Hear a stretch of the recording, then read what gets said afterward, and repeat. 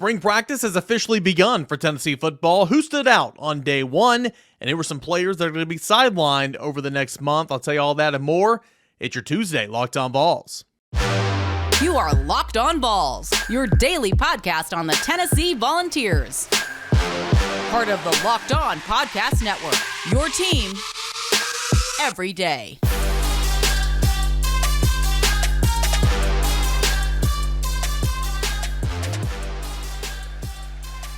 Hey, good Tuesday morning, everybody. Welcome to Locked On Vols. I am your host, Eric Kane. Thank you so much for being here and watching us, listening to us, downloading us wherever you find your podcast for absolutely free. A big shout out to our friends over at FanDuel Sportsbook, where you can make every moment more. New customers can join today, and you're going to get $200 in bonus bets if your first bet of $5 or more wins. That's at FanDuel.com/lockedon to go ahead and get started today. Got a fun show coming up. Going to tell you what I saw out there at Tennessee spring football practice number one. A little injury report to kind of get the spring session off and running. That's here in segment one. Segment two, your questions from the mailbag. Everydayers. Couldn't do it without you, as you make Locked On Vols your first listen every single day. And this is where we answer some of your questions in segment two. And then an interesting story from CBS Sports that I thought was worth kind of bringing onto the show. The best tandem football and basketball coaches in college athletics today. That's coming up in segment number three. Where does Josh Heupel and Rick Barnes rank on that list? I'll tell you all that and more in segment number three. All right, so what did I see out there at Tennessee spring football practice number one? Well, for starters, we need to go ahead and set you up with the injury report, okay? We knew coming into spring practice that wide receiver Brew McCoy, freshman running back Peyton Lewis, and linebacker Elijah Herring were going to be out for spring practice. McCoy, of course, coming back from injury, Peyton Lewis getting a cleanup surgery, and Elijah Herring getting a cleanup surgery as well. Those guys are going to be out for spring practice. We knew that was going to be the case. We knew that there was going to be some guys who would be limited in some fashion, Keenan Peely, Arian Carter, stuff like that. But there's a laundry list of names that we learned on Monday morning of guys who are either going to be out for the entirety of spring practice or will be very, very, very limited in terms of little to no contact at all. Those names include wide receiver Nathan Laycock, offensive lineman Javonte Spraggins, Messiah Reddick, and Andre Carrick. Linebacker Arian Carter, who I already kind of mentioned, he's thought that he was going to be limited, but looks like he's going to have little to no contact. And then safety Christian Charles. Those are the guys that are looking like they're going to be missing a whole lot of time. And so that's kind of news. That's some news that we didn't necessarily know coming into the week. But again, we'll keep track and watch, and if some of these guys' prognosis change, we'll let you know. Other guys, of course, like Cooper Mays and some of these other offensive linemen, some of the veterans, bubble wrap, not going to get a whole lot of scrimmage work, stuff like that. I mean, Nico Iamaleava, I bet you he won't play 5-6 snaps in the spring game, next month at Neyland Stadium. There's just no reason to risk injury, if you know what I'm saying. The spring practice is all about newcomers. Spring practice is all about young guys. Spring practice is all about guys getting some work to create some depth for your football team. So that's kind of the injury report from day one. Now, day one was just helmets only, no shoulder pads, no thigh pads, no tailbone pad, no knee pads, anything like that. And so the acclimation period is beginning. You look at the offensive side of the football. I mean, again, you start the same practice every single way from one year to the next. Quarterbacks and running backs were going over meshes. Defense was doing tackling circuits. Offensive lineman was doing group work. When looking at the routes on air, and again, it's routes on air. There's no shoulder pads and there's no defense. But I thought Nico Iamaleava looked just really good. Effortless is kind of what it made it seem like. And the last 5 to 6 throws that I saw him make were really good. On the money, tight spirals, looking really, really good. Jake Merklinger, he was here for bowl practice leading up to the Citrus Bowl, and of course he's beginning spring practice trying to lock down QB number 2 spot, the true freshman Jake Merklinger. He was out there and doing some good things on day number one. Look at the wide receivers. Thought Chris Brazzell, wanted to get some eyes on him. Again, he's everything you thought he was going to be. He's long, lengthy, explosive, and kind of looked the part running routes on air. Physicality. I'm not saying that he's not physical, but I think physicality is something that Tennessee is going to be trying to stress with him over the spring and, of course, into fall camp. And you kind of saw that when he was going up and catching a ball, and Kelsey Pope had a pad and just kind of came down and hit him, simulating getting hit in midair when making a catch. And I saw Chris Brazzell drop one of those balls. But, again, day number one, there's nothing to read into there. It is what it is. But Chris Brazzell certainly looked the part that I thought he was going to, look when I first got eyes on him. Freshman wide receivers. Braylon Staley looked quick, fast, good route runner in the slot. He was working behind Squirrel White in the slot. Mike Matthews was working on the outside. Of course, Caleb Webb, Chaz Nimrod, Dante Thornton, Chris Brazzell, those are some of the outside receivers. But Mike Matthews is working towards the outside as well. New leadership, new looking running back room. Dylan Sampson is leading that group. Cam Selden looked really focused. And again, we didn't get to see much of practice. Actually, later today, we're going to get to see 9 periods of Tennessee spring practice. That's that one day during spring camp that we get to see about an hour's worth of work, and that's awesome. We typically get one of those days in spring, and we get another one of those days in fall camp, and today is that day, so I'm looking forward to that. But, yesterday and normally we only get to see periods 0 through 2, which equates to about 20 minutes, where 7 of those minutes is nothing but stretching. So, you know how that kind of goes. But I thought Cam Selden, just kind of looking at him from afar, he looks super focused. It's almost like he knows, hey, this is a big opportunity for me. Not only am I now a sophomore, not only am I growing in this offense, but they're going to rely on me an awful lot. And so I think a big spring for him to kind of know that he's a guy, if that makes sense. Not trying to prove yourself anymore, but kind of know that you're a guy that's going to be counted on in this offense. And then on Saturdays, you go out there and prove it. I kind of got that vibe from him, looking at him from afar. Deshaun Bishop was back out there going through practice. That's good to see. Of course, he had a season-ending injury in fall camp last year. And Khalifa Keith continues to look good physically. Just a big, big dude. On the offensive line, due to the guys who are going to be out, Javonte Spraggins coming back from a knee injury. Of course, we saw that towards the end of the last season. Messiah Reddick, Andre Carrick. I mean, those are 3 guards, and there's already a position battle for left guard that's going to be extend on into fall camp. So the guard positions are wide open. You have Jackson Lampley that's going to lock down one of the guard spots this spring. But outside of him, who else is going to play guard? Sham Umarov is going to slide down and get some reps at guard. Of course, Fyson Lang, who's going to play some center, will get some guard reps. True freshman Max Anderson, William Satterwhite, Gage Ginther's probably in that rotation as well. Wide open spots right now for guard in spring practice, and that's kind of where you want to be. So all these guys can not only be force-fed, but get some real live experience. And so guard, both of them now in spring, something to be on the lookout for. Lance Hurd looks good physically. I remember last year, the first time we got to lay eyes on John Campbell, he kind of looked almost like a guard, and I'm not even going to lie to you. He was wearing Jerome Carvin's 75 jersey in spring practice, so I think that, just muscle memory in the eyes, I think that had a lot to do with it. But Lance Hurd did not look that way. Lance Hurd looked like a dude. Tall, physical, long. He looks like a tackle. He was getting some work in. John Campbell was getting work on the right side. Lance Hurd was getting work in on the left side.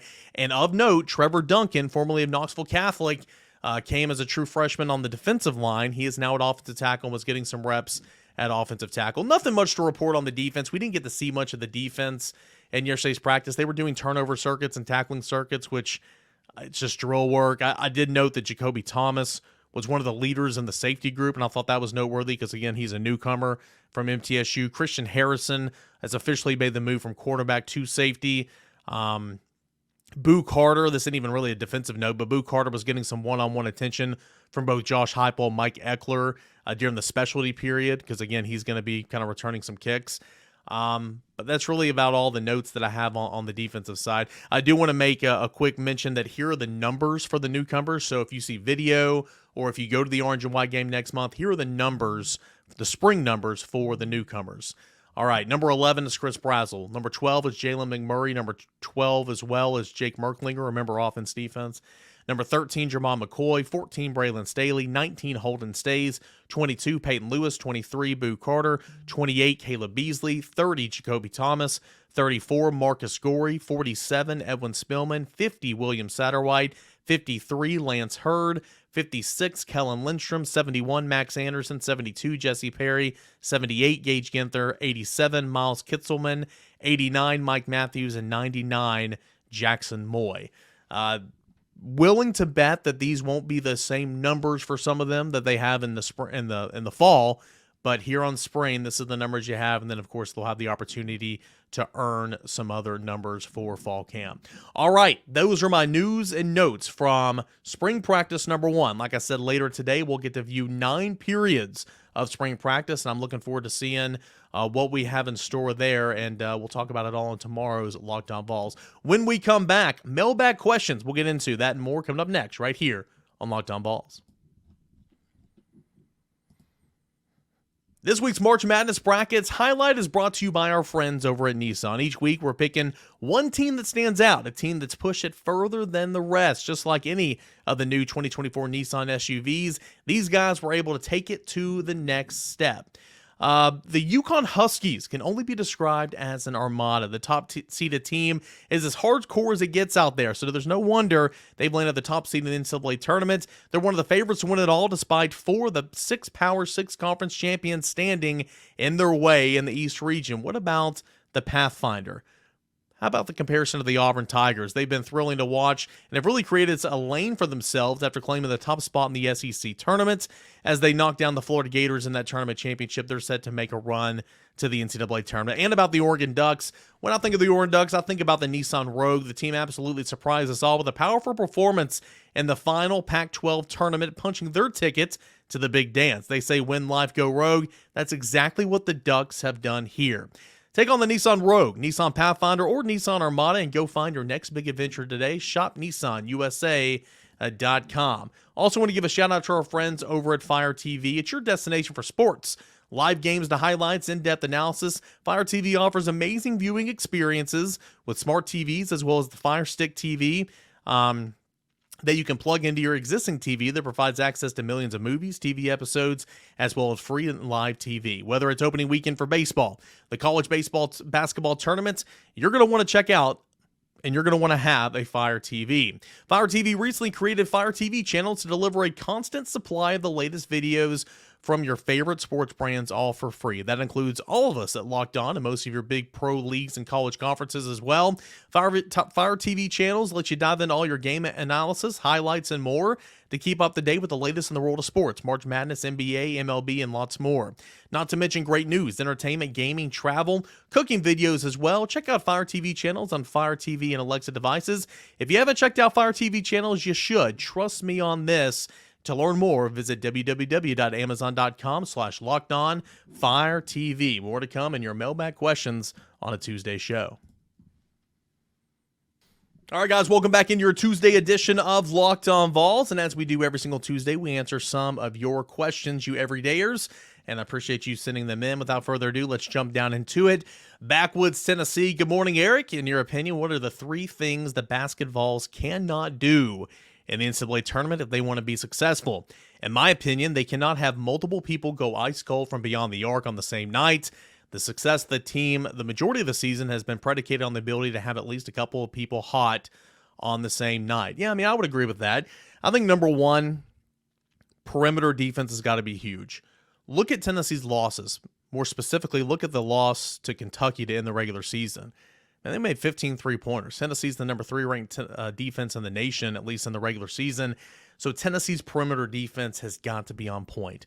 Be who you are. Play to your strengths. And Tennessee has always been a great defensive team under Rick Barnes. Number 2, Zakai Ziegler has got to be on. When Zakai Ziegler plays poorly, Tennessee loses basketball games. I mean, I think he scored, around 15 against Mississippi State. But I mean, go look at the shooting percentage. Go look at the assist to turnover ratio. Typically in losses, Zakai's numbers are down.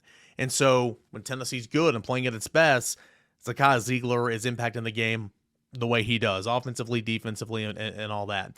And so Zakai Ziegler's got to be on. And then number 3, keep it simple, stupid. Let Dalton go. Let Dalton Knecht do his thing. Because when Tennessee has won the biggest games this year, for the most part, Dalton Knecht doesn't have to go score you 40, but Dalton Knecht has been your guy. So keep it simple, stupid. Let Dalton Knecht cook. Let Dalton Knecht go and get his. Zakai Ziegler has got to be impacted the game both offensively and defensively because in Tennessee's losses, he hasn't for the most part. And then perimeter defense. Those are my three things. I'll give you a fourth one as well, Jonas Sadu. He's the X factor. Tennessee will go as far as Jonas Sadu allows Tennessee to go, in my opinion, in terms of winning those games in the tournaments. Good question, Backwoods Tennessee. Appreciate you. Stay safe out there, by the way. We'll go to Jeff Wright.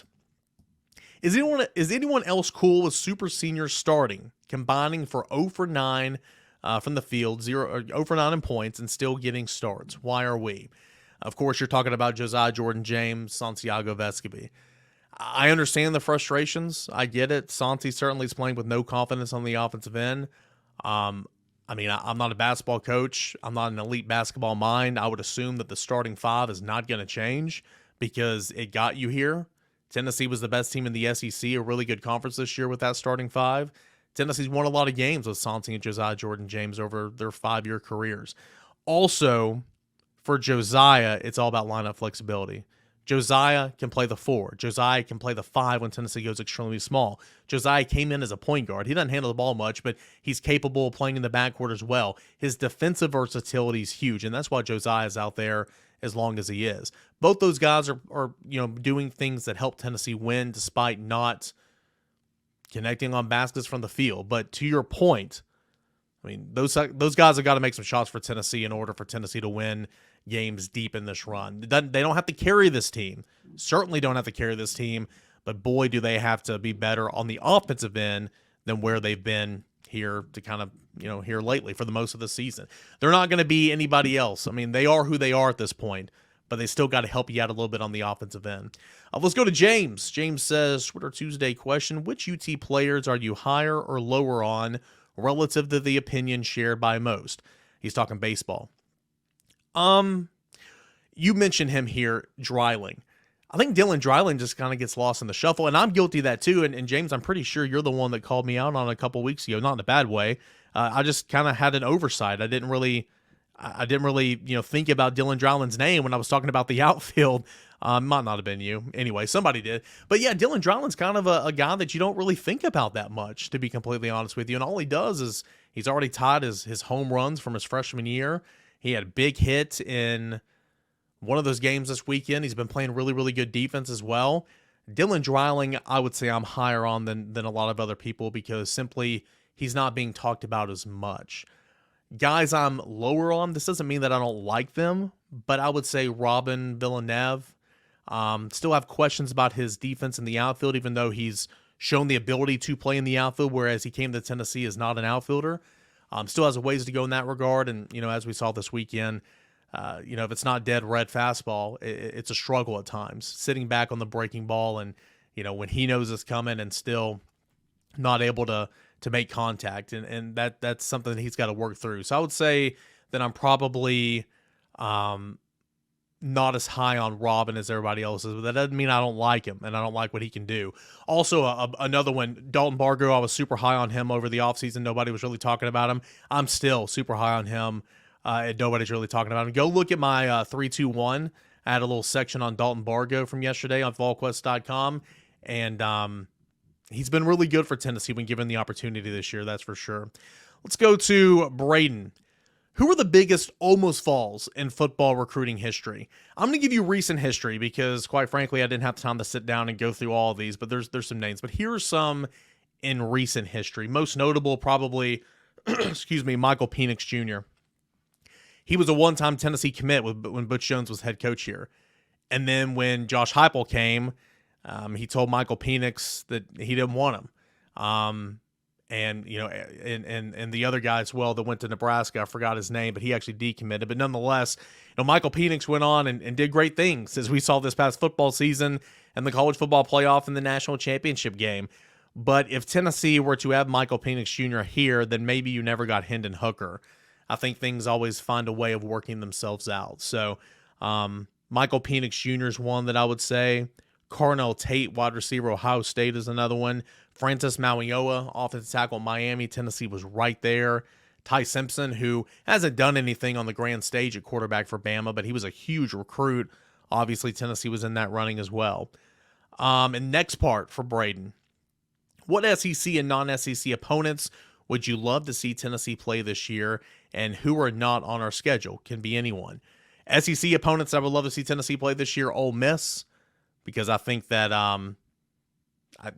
Portal King. I want to see what Tennessee could do against the best transfer portal class ever. And plus, Ole Miss is getting a whole lot of hype this offseason, so Ole Miss would be one.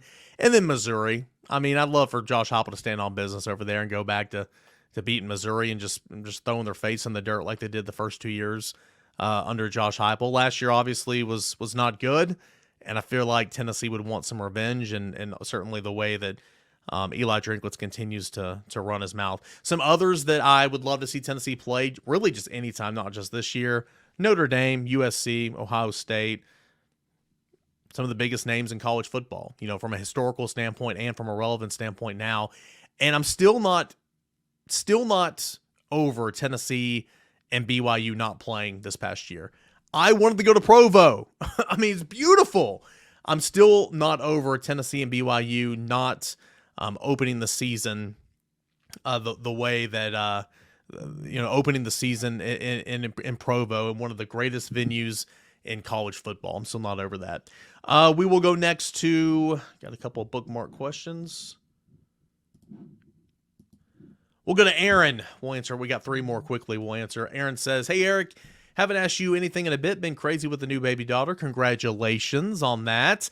Anyways, what do you think Nico has to do in order to win the Heisman in his first year as a starter?" Again, I understand, he's got like the 5th or 6th best odds, and there's hype there. I get all that. Let's let him walk before he can run. But to answer your question, in order for him to win the Heisman, I mean, Tennessee's got to go undefeated or misplay one game, have one loss. Winning the SEC would help, but it's not necessary. You got to be in the playoffs. I mean, for anybody to have a Heisman Trophy winner, it's got to be a playoff team, in my opinion, now with the expanded team. And, of course, the Natty would be done before – the Natty would come after the Heisman Trophy, I believe, if my calendar is correct. But he's got to be the quarterback of a winning team, and he's got to be the best quarterback in the SEC, obviously. He's got to be the best quarterback in the nation. He's got to be responsible. He's got to be the reason why Tennessee is successful. And having a guy that throws for a lot of touchdowns and doesn't turn the football over, but also accounts for multiple touchdowns on the ground, just protecting the football and doing what you do. But being the best quarterback in the SEC, being a college football playoff team will certainly put you in that conversation, and we'll see if he can win it if that's what he does. Kurt says, how would you rank these 5 sports in both current importance, popularity for the university, and overall legacy to the university? Football, men's and women's basketball, baseball, and softball. Really good question. And when you break it down to popularity and importance right now, it's a little bit different than what they mean for the legacy of the University of Tennessee. So, popularity and importance to Tennessee right now, number 1's football, always will be, always has been. Number 2 is men's basketball. This is all my opinion, by the way. Number 3 is baseball, what Tony Vitello's been doing. Number 4 is Lady Vols. Still a lot of faithful Lady Vols fans out there, but obviously it's gone down the pecking order a little bit here lately. And then number 5 is softball. But when you talk about the legacy, importance for the university, number 1 is still football. Number 2 is absolutely the Lady Vols, 100% the Lady Vols. They are number 2. Everything Pat Summitt did, some of the greats that have come through here, what the Lady Vols have meant for women's basketball and women's sports in general, 100%. Football's number 1. Lady Vol basketball is number 2. Number 3 still men's basketball. Number 4 is interesting. I might catch some flack for this, but it's probably softball. The run that Ralph and Karen Weekly are on. Of course, Karen now, all the College World Series appearances, Women's College World Series appearances and all that. And then number 5 would be baseball, but that could change by the time Tony Vitello's on up and out of here. How many more College World Series appearances will Tennessee have? We'll see. And then finally, we'll go to Sam Smith.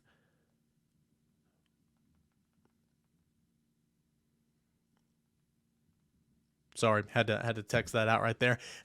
I'm supposed to be on another program right now. We'll go to Sam Smith. Kane, what the hell is this arm barn? Do you trust anyone in a close game? Arm barn bullpen.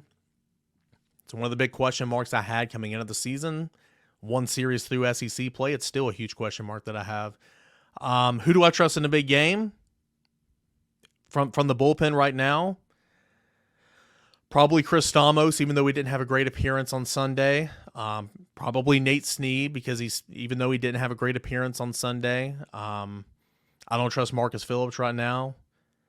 I don't trust Kirby for an extended period of time. I would trust AJ Causey if he was in the bullpen, but right now he's not. I like Andrew Binky and Dylan Loy, but I don't know if I super trust them in a super high leverage situation right now. It's a tough question. Right now, I'd probably go Stamos, even though he did not look great yesterday, and then I'd go Snead behind him. So Tennessee's got to work that out for sure in terms of, if they are going to be who they want to be, bullpen's got to come around. You got to find some design roles there. All right. Hey, when we come back, we'll take a look at the best tandems of head coaches around the country for football and basketball. Where does Rick Barnes and Josh Heupel rank amongst that group? CBS Sports will tell us, and then I'll tell you why they're wrong. That's coming up next right here on Locked On Vols. I want to tell you about our friends over at FanDuel Sportsbook. Say goodbye to busted brackets, because FanDuel lets you bet on every single game of the tournament. Whether you're betting on a big upset of a 1 seed, it's time to go dancing, or a 1 seed, it's time to go dancing on America's #1 sportsbook. Right now, new customers get $200 in bonus bets if your first $5 bet wins. That is $200 to use on point spreads, money lines, and you can pick who's going to win it all. Just visit FanDuel.com/lockedon and bet on college hoops until they cut down the nets. Again, that is FanDuel.com/lockedon, FanDuel.com/lockedon. New customers, $200 in bonus bets if your first $5 bet wins. That's all at FanDuel.com/lockedon. More to come on Locked On Vols here on this Tuesday morning, coming up next. All right, so we're going to get into this interesting CBS Sports article about tandem football, basketball coaches and how those stack up countrywide. Rick Barnes, Josh Heupel, where do they rank? I'm getting to that here in just a moment. Do want to hit on one more Twitter Tuesday question that I missed out on last segment. This is from Evan. What are the expectations this year for Shandavion Bradley and Emmanuel Okoye, two guys who were once viewed as high upside recruiting wins? And what positions do you think expect them to be at this spring? I've heard both could be moved around. A good question. Again, it was day one, and so I didn't get eyes literally on everybody. As I said, later today, we'll get to see a lot more, so I'll get to see, like example, I didn't specifically look for Shandavion Bradley or Emmanuel Okoye in Monday's, day one brief little setting. I'll look for them later today. As far as Okoye, I think that he's going to stay at tight end, in my opinion. Still very raw, new to the game. I know you guys are getting tired of, me and others kind of saying those phrases when describing Emmanuel Okoye, but I mean, it's a process, and hopefully you hope that, he's further along now than he was this time last year. And, I don't know if he's ready to contribute in 2024, but can he be ready to contribute in 2025? That's kind of the goal. So I expect Okoye still at tight end. And I think Shandavion Bradley's still going to stay on the defensive end front, the Leo spot. I think they toyed around with him a little bit, maybe a day or two in bowl practices at tight end, and I don't think that it was the best fit. So I would look for Shandavion Bradley to continue to stay on the defensive side of the football. I'll get eyes on him, see how much weight he's put on, but as of right now, I don't expect either one of those guys to contribute in 2024. Bradley, I mean, they told him to put a ton of weight on before coming, and he showed up super, super light. And I think he had a long way to go in order to be close to helping contribute. He redshirted last year, so we'll see what happens. To your point in terms of recruiting wins, yeah, Shandavion Bradley was a huge recruiting win. Right now, that'd be a bust. But again, in just 1 year into your college tenure, I don't want to call him a bust, but right now, that'd be a miss. And Emmanuel Okoye, I mean, he was a 4-star, but still, I think everybody knew, even in the recruiting circles, that he was years away from being ready to help contribute, just because when he committed to Tennessee, he literally played 1 season of American football, and it was at the NFL Academy in London, and it was like football on a soccer field, no hash marks. You know what I'm saying? I think everybody knew that he was still a long ways away, and so that's okay.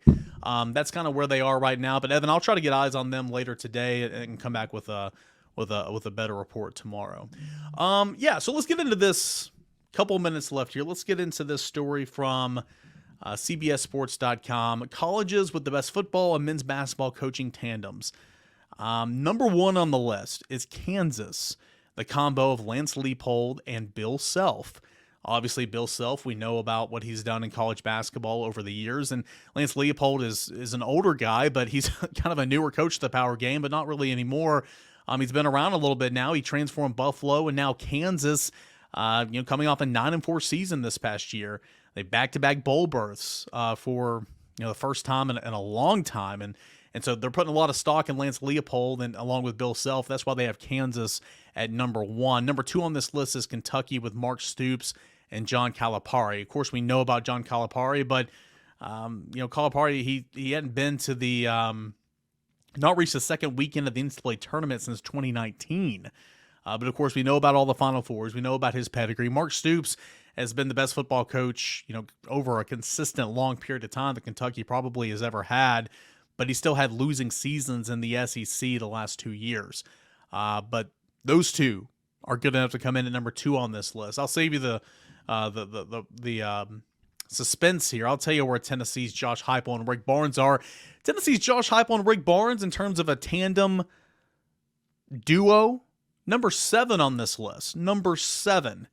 This is what CBS Sports has to say about Josh Heupel and Rick Barnes. Like Oregon, who's above them in this list, the Volunteers boast a combination of up-and-comer with a seasoned veteran.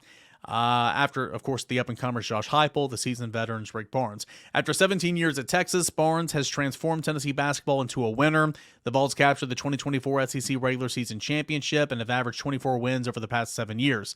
Heupel won the FWAA First-Year Coach of the Year at both UCF and Tennessee. He later captured the SEC Coach of the Year in 2022 during a breakout 11-2 campaign. He's 27-12 across 3 seasons in Knoxville. So not a whole lot to talk about either, but they come in at number 7 on this list, behind Oregon's Dan Lanning and Altman, Michigan State's Jonathan Smith and Tom Izzo at number 5, and I think that's well too high because we don't really know an awful lot about Jonathan Smith at Michigan State, albeit he did a lot of great things in the Pac-12. He was, I believe, co-Pac-12 Coach of the Year one year. North Carolina, Mack Brown and Hubert Davis. I think that's a little bit high. That's a lot of pedigree there with Mack Brown. And Hubert Davis, sure, his first year, he went on that run in the NCAA tournament, but boy, they were lucky to get in, right? I mean, they had to go on a run there at the end of the regular season, or maybe it was the ACC tournament, just to get into the dance, and they went on the run, so give credit where credit's due. But I think that the combination of Mack Brown and Hubert Davis is really, really high, way too high. Alabama's Kellen DeBoer and Nate Oates coming in number 3 on this list. It's pretty high, in my opinion. Now, if Nick Saban was there, you understand why Nick Saban and Nate Oates would probably lead the pack here. It says the Crimson Tide were a mainstay at the top of these lists, but Saban's retirement drops Alabama back into the pack. Still, DeBoer led Washington to a college football playoff national championship appearance last year and boasts a downright silly 104-12 coaching record, including a 25-3 mark at Washington. I'm not trying to take anything away from that, okay? Dude knows ball, right? But there's a difference, okay? Not all is the same here, and you're going to figure that out, Kellen DeBoer. There is a difference live every single Saturday in the Southeastern Conference, okay? I know the Pac-12 had a really good year this past year, but for the most part, the Pac-12 is an afterthought. It is 5th out of 5 Power 5 conferences, not anymore. The Pac-12 is, sadly, it's going away, but my point is, it is an afterthought when it comes to power conferences in football. It is. Sure, they can cycle up every now and again, and there's some good teams there, and there's always a good team or 2 or 3 there, but overall, it is nothing compared to that of the Big Ten, the SEC, the ACC of a couple years ago, and really, the Big 12 as well. It goes on to say Oates' stock has also slipped slightly in the past calendar year, but he boasts 2 SEC titles and a Sweet 16 appearance in the past 4 years. 2 SEC titles. Well, Rick Barnes has done that here at Tennessee. I know he shared one in 2018 or whatever year that was, but he won the tournament 2 years ago, won the SEC regular season outright this year. A Sweet 16 appearance. Rick Barnes has done that for Tennessee. I don't know. I think Alabama's Kellen DeBoer and Nate Oates are way too high on this list. So anyway, Lance Leopold, Bill Self for Kansas is number 1. John Calipari, Mark Stoops is at number 2, and I think that's a little bit generous. And I think Mark Stoops has done a great job at Kentucky, but I think that is very generous in my opinion. Alabama's Kellen DeBoer and Nate Oates probably a little bit too high. Mack Brown and Hubert Davis very much too high in my opinion. Jonathan Smith, Tom Izzo, Dan Lanning, Dana Altman. Tennessee's Josh Heupel and Rick Barnes, I think, should be up a couple of spots. In case you're wondering, rounding out the top 10, Houston, Willie Fritz, Kelvin Sampson. Iowa State, Matt Campbell and TJ Otzenberger. And then Miami's Mario Cristobal and Jim Larinaga. That's probably about right in my opinion. So what do you think about that? Where would you rank Rick Barnes and Josh Heupel on Tennessee's tandem coaching amongst the rest of the college's best football and basketball coaching duos?